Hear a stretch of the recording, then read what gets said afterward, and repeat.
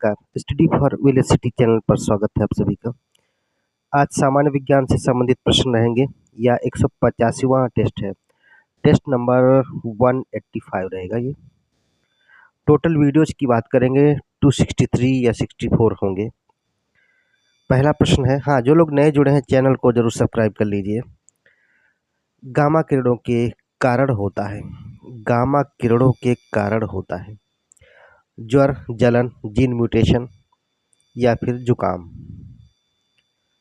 जो गामा किरणें हैं ये प्रभावित करती हैं, काफ़ी स्तर पर बायोलॉजिकल चेंजेस करती हैं, जीन म्यूटेशन होता है। सी नंबर सही हो जाएगा। गामा किरणें जब कभी परमाणु बम गिराया जाता है उससे जो मनुष्य जो प्रभावित होता है तो नुकसान तो ढेर सारा, कैंसर या अन्य रोग तो होते ही हैं, लेकिन जीन म्यूटेशन बृहद पैमाने पे होता है, उसी के कारण बहुत समस्याएं होती हैं। इलेक्ट्रॉन सूक्ष्मदर्शी के माध्यम से क्या देखा जाता है? दूसरा प्रश्न कहता है इलेक्ट्रॉन सूक्ष्मदर्शी यानी कि इलेक्ट्रॉन माइक्रोस्कोप से क्या देखा जाता है? मानव नेत्र का भीतरी भाग, मानव आमाशय का भीतरी भाग या इलेक्ट्रॉन तथा अन्य मूलकण, जीवाणुओं तथा विषाणुओं की संरचना। डी नंबर सही हो जाएगा। जीवाणुओं और विषाणुओं की संरचना, डी नंबर सही होगा। तीसरा प्रश्न है अनाज के परिरक्षण के लिए किस पदार्थ का प्रयोग किया जाता है? अनाज के परिरक्षण के लिए किस पदार्थ का प्रयोग किया जाएगा? सिरका, sodium chloride, sodium benzoate, alcohol. भैया सोडियम बेंजोएट किया जाएगा, खाद्य वस्तुओं को परिरक्षण किया जाता है। सी नंबर सही होगा। चौथा प्रश्न है कांच क्या है? कांच क्या है? ग्लास। क्रिस्टलीय ठोस है, तरल क्रिस्टल है, अति शीतित तरल है, उपरोक्त में से कोई नहीं। कांच जो है क्रिस्टलीय ठोस है, क्रिस्टलीय ठोस है। पांचवा प्रश्न है वनस्पति घी बनाने में प्रयुक्त की जाने वाली गैस है। वनस्पति घी बनाने में प्रयुक्त की जाने वाली गैस हाइड्रोजन, नाइट्रोजन या फिर कार्बन डाइऑक्साइड या ऑक्सीजन। हाइड्रोजन प्रयोग किया जाएगा। वनस्पति घी बनाने में हाइड्रोजिनेशन प्रक्रिया होती है, हाइड्रोजिनेशन, हाइड्रोजनीकरण, वनस्पति घी बनता है और इसमें निकिल का कैटालिस्ट के रूप में प्रयोग किया जाता है। साथ में कैटालिस्ट मीन्स उत्प्रेरक, जो किसी भी रासायनिक अपक्रिया को बढ़ाता है या फिर घटाता है। यहाँ पर उम्मीद है बढ़ाएगा। नाभिकीय रिएक्टर में ईंधन का काम करता है कोयला, ग्रेफाइट, डीजल या यूरेनियम। यूरेनियम प्रयोग किया जाता है, यूरेनियम 235 92 इधर। ठीक है, नेक्स्ट है सातवां प्रश्न, आकाशगंगा की आकृति कैसी है? आकाशगंगा की आकृति कैसी है? वृत्ताकार, दीर्घ वृत्ताकार, स्पाइरल। स्पाइरल है, सी नंबर सही होगा। ताप के उत्क्रमण होने पर होता है, ताप के उत्क्रमण होने पर क्या होगा? तटस्थ अवस्था, ऋणात्मक ह्रास, धनात्मक ह्रास, इनमें से कोई नहीं। आठवां प्रश्न है यह, बी नंबर सही हो जाएगा, ऋणात्मक ह्रास होगा। नवा प्रश्न है वायु की गति मापने वाला यंत्र है। वायु की गति को मापने वाला यंत्र है एनीमोमीटर, डीजोमीटर, अल्टीमीटर या फिर क्रोनोमीटर। एनीमोमीटर, ए नंबर सही होगा। 10वां प्रश्न है प्रकाश का रंग किससे संबंधित है? Colour of light is related to वेग, गुणवत्ता, आवृत्ति, गुणांक। प्रकाश का रंग किससे संबंधित है? सॉरी, आवृत्ति से रहेगा, फ्रीक्वेंसी से। सी नंबर सही होगा। यहाँ पर लिखा कैटरीना वर्षा नहीं भैया, ये रहेगा कृत्रिम वर्षा। कृत्रिम वर्षा करने में प्रयुक्त किया जाने वाला रसायन है silver iodide, silver nitrite, silver nitrate और सिल्वर क्लोराइड। तो कृत्रिम वर्षा में जो प्रयोग किया जाता है AgI, सिल्वर आयोडाइड का प्रयोग किया जाएगा। ए नंबर सही होगा। नेक्स्ट है, निम्न में से कौन सा कोलाइड नहीं है? इनमें से कोलाइड कौन सा नहीं है ये बताना है। शहद, आइसक्रीम, शहद, फिर से दोबारा ले गया, दूध, दूध शहद तो है, आइसक्रीम नहीं है कोलाइड। बी नंबर सही हो गया। नेक्स्ट है, मार्क्सवादी भौतिकवाद का विचार आया। थोड़ा सा प्रश्न हट के है वैसे। मार्क्सवादी भौतिकवाद का विचार आया हेगल को, एंजल्स को, डार्विन को या फ्यूर बैच को? तो ये आया हेगल को। ए नंबर सही हो जाएगा। नेक्स्ट है, मुख्य रूप से शहद में पाया जाता है। शहद में क्या पाया जाता है? कार्बोहाइड्रेट, प्रोटीन, वसा या फिर विटामिन? वैसे शहद में तो कार्बोहाइड्रेट रहेगा, फ्रक्टोज होता है। फ्रक्टोज, जिस प्रकार सुक्रोज कार्बोहाइड्रेट है, तो फ्रक्टोज इसमें शहद में मिलता है, जो कि फलों से प्राप्त होने वाला शर्करा, तो कार्बोहाइड्रेट है। ए नंबर सही हो जाएगा। ए। 15वां प्रश्न है, कृत्रिम फीताकृमि क्या है? कृत्रिम फीताकृमि क्या है? टीनिया, फैसियोला, एंटोरोबियम या सिस्टोसोमा? टीनिया है, टीनिया सोलियम पूरा नाम है इसका, सोलियम। ए नंबर सही हो जाएगा। 16वां प्रश्न है, जल का बीओडी मान संबंधित है। जल का बीओडी मान, demand of biological demand, biological oxygen demand क्या है? मान से संबंधित है ये। कार्बनिक कचरे की मात्रा, जैव रासायनिक ऑक्सीकरण के लिए प्रयुक्त ऑक्सीजन की मात्रा, जैव रासायनिक अपचयन के लिए प्रयुक्त ऑक्सीजन की मात्रा, या जैव रासायनिक ऑक्सीकरण के लिए प्रयुक्त ओजोन की मात्रा? ये नहीं, जैव रासायनिक ऑक्सीकरण के लिए प्रयुक्त ऑक्सीजन की मात्रा। बी नंबर सही होगा। 16वें का बी नंबर सही होगा। उदाहरण के तौर पे हम अगर देखते हैं इसको, जैसे किसी भी जल में ऑक्सीजन की मात्रा बहुत कम हो गई है, तो बीओडी टेस्ट किया गया, तो बीओडी का मान उसी हिसाब से बताएगा कि डिमांड कितनी है ऑक्सीजन की। जितनी ज़्यादा डिमांड बताएगा, इसका मतलब उसमें ऑक्सीजन कम रही होगी। निम्न तत्वों में से, और इसका मतलब उसमें प्रदूषण ज़्यादा है। निम्न तत्वों में से सर्वाधिक यौगिक निर्माण करता है। इनमें से सर्वाधिक यौगिकों का निर्माण कौन सा तत्व कर सकता है ये बताना है। हाइड्रोजन, ऑक्सीजन या फिर कार्बन? कार्बन ही रहेगा, ढेर सारे तत्वों का निर्माण कर सकता है। दुनिया में कार्बन बहुतायत पाया जाता है। जो भी चीज़ें जला दें, अगर काली हो जाए तो समझिए कार्बन ही है। किसका प्रयोग करके कठोर जल और मृदु जल की पहचान की जा सकती है? ऊपर प्रश्न की बात करेंगे, जैसे दूध है, व्हाइट बहुत ज़्यादा होता है, जलाएंगे तो फिर जल जाएगा तो ब्लैक हो जाएगा, इसका मतलब कार्बन है। कार्बन कार्बनिक यौगिक है।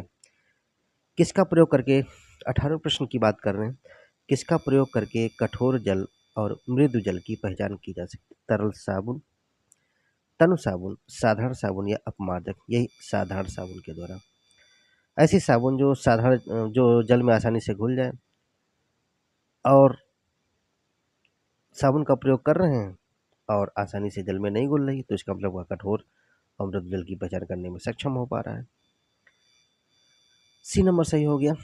19वें प्रश्न पर आएंगे, पायसीकरण क्या है? वसा को छोटी छोटी गोलिकाओं में भंजित करना, वसा का पाचन, वसा का अवशोषण, वसा का संग्रहण? वसा को छोटी छोटी गोलिकाओं में भंजित करना ही पायसीकरण की प्रक्रिया है। ए नंबर सही हो जाएगा। राइट आंसर रहेगा ए। जन्म से पहले शिशु का लिंग किसके द्वारा सुनिश्चित होता है? जन्म से पहले शिशु का लिंग किसके द्वारा सुनिश्चित किया जाएगा? माता के डिंब द्वारा, पिता के शुक्राणु द्वारा, माता के पोषण के द्वारा, सॉरी माता के पोषण द्वारा या फिर पिता के शुक्राणु? ये पिता के शुक्राणु के द्वारा ही संभव हो पाएगा। भाई किसी भी महिला को, लड़का हो या लड़की, इसके लिए जिम्मेदार महिला नहीं बल्कि क्या है, पिता ही है। पिता का ही शुक्राणु है। एक्स देगा तो लड़की होगी, वाई देगा तो लड़का होगा। आमतौर पर समाज में यह प्रथा व्याप्त है। जानकारी के अभाव में किसी भी महिला की अगर बच्चियां जन्म लेती हैं तो उनके घर वाले अब तो धीरे धीरे विचार लोगों के बदलने लगे हैं। आज भी बहुत जगहों पे है अभी भी, जो कि गलत किया जा रहा है। अगर किसी महिला के बच्चियां ही जन्म ले रही हैं तो कहते हैं कि ये लड़का का जन्म नहीं हो पा रहा, ये औरत की कमी है, जबकि ऐसा नहीं है। अरे भाई, पिता ने उसको वाई क्यों नहीं दिया? लेकिन जो किसके वश में भी नहीं, पिता के भी उसकी मोबिलिटी पर निर्भर करेगा। ठीक है, खैर, तो लिंग का निर्धारण जो करेगा पिता के शुक्राणु द्वारा ही संभव है। बी नंबर सही हो गया। जब एक रासायनिक बंध बनता है तब क्या होता है? जब एक रासायनिक बंध बनता है तब क्या होता है? हमेशा ऊर्जा अवशोषित होती है, ऊर्जा हमेशा निर्मुक्त होती है। ऊर्जा जितनी अवशोषित होती है उससे सर्वाधिक निर्मुक्त होती है। ऊर्जा ना तो निर्मुक्त होती है ना ही अवशोषित होती है। 21वां नंबर है ये। ऊर्जा हमेशा निर्मुक्त होगी। बी नंबर सही हो जाएगा।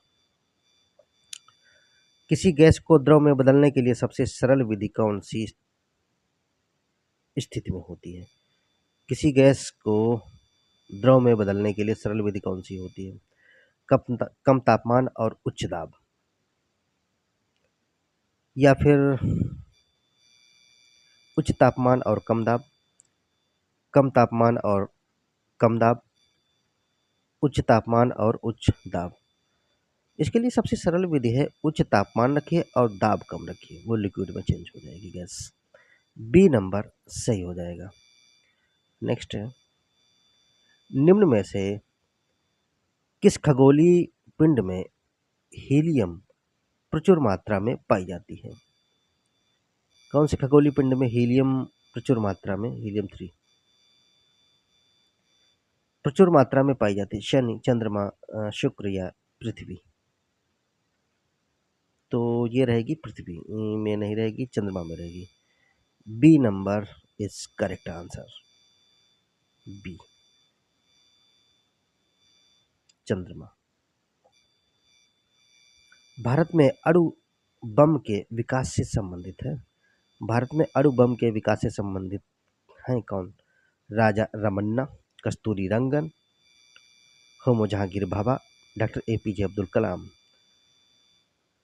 अणु बम की बात करेंगे विकास से संबंधित राजा रमन्ना, जबकि परमाणु बम इनका तो विशेष योगदान रहा है जहांगीर भाभा का, लेकिन यहाँ पर राजा रमन्ना में योगदान माना जाएगा।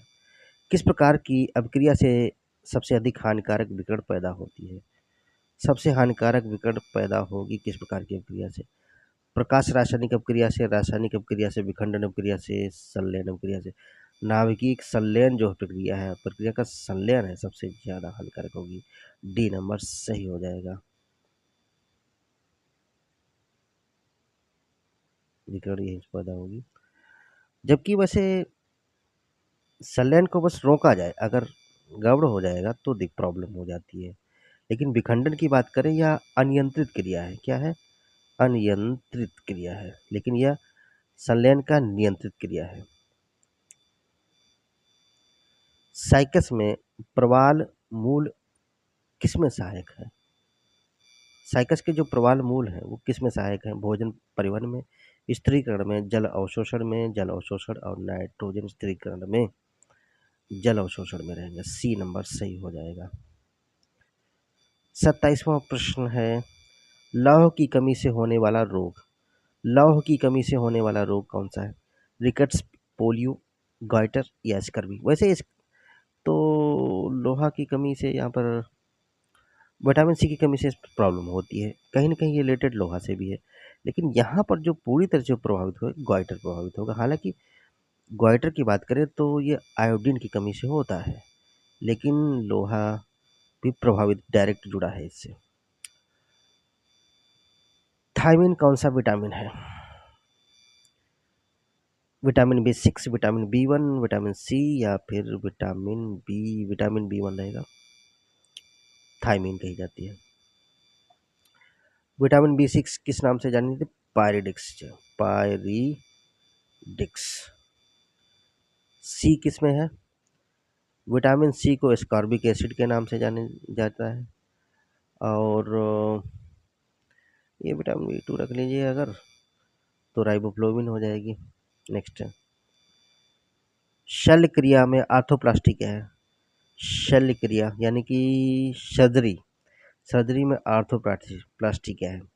रुधिर आदान प्रदान या फिर ओपन हार्ट सर्जरी, गुर्दा प्रत्यारोपण, कूल्हे के जोड़ के प्रतिस्थापन से संबंधित। ये रहेगा डी नंबर से हो जाएगा। आर्थो का मतलब ही होता है हड्डियों से संबंधित डॉक्टर या प्रक्रिया, इलाज। पृथ्वी कितनी पुरानी है, इसका निर्धारण किस प्रकार किया जाता है? पृथ्वी कितनी पुरानी है, इसका निर्धारण किस प्रकार किया जाता है? भूवैज्ञानिक समयमान, रेडियोमेट्रिक काल निर्धारण द्वारा, गुरुत्वाकर्षण पद्धति द्वारा, जीवाश्मन पद्धति।